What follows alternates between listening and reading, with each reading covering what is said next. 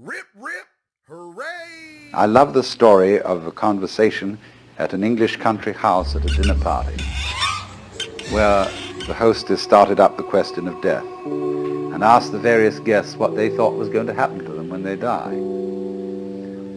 And some thought about reincarnation, and others thought about various kinds of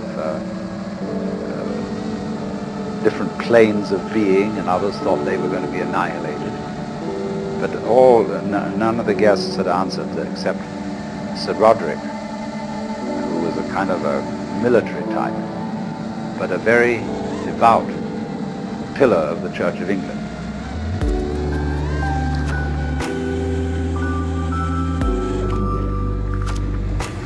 He was the churchwarden, chief of the vestry, the local country parish.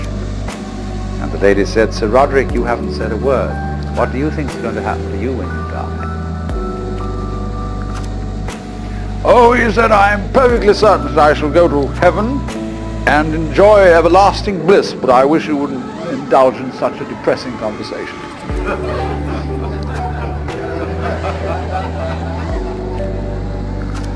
And it's true, isn't it? Death in the Western world is a real problem. We hush it up. We pretend it hasn't happened. Our morticians, who are very smart commercial operators, know exactly what's expected of them, and they make death just awful by pretending it doesn't happen.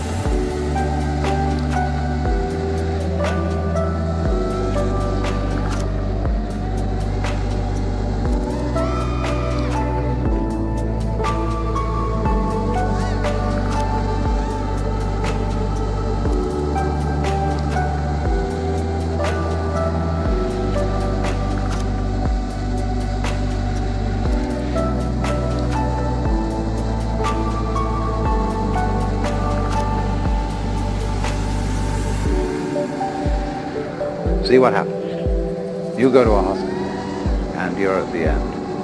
You've got terminal cancer. And all your friends come around and they wear false smiles and they say, "Cheer up, you'll be all right. A few days from now you'll be back home. We'll go out for a picnic again." The doctors have their bedside manner. You see, a doctor is absolutely helpless with a terminal case, because a doctor is, by social definition, a healer. And he's not allowed to help you die. He's out of role. Even though, he may sneak behind the rules and do it, but he's got to heal you. So he's going to keep you indefinitely on the end of tubes and all kinds of things. While there's a certain grave demeanor to all this, and all the nurses are so pleasant and so totally distant, because they know this is death. And they may be frank with you, that's why they feel distant. It's not that they're not concerned, it's not that they're heartless people, but that they just don't know how to be frank, like lots of people when they meet a drunk. They don't know what to do with a drunk. Because he's not behaving right. So, when you're dying, you're not behaving right. You're supposed to live. See, so we don't know what to do with a dying person. We don't get around that person and say, listen, man, I've got the news for you. You're going to die. And this is going to be great.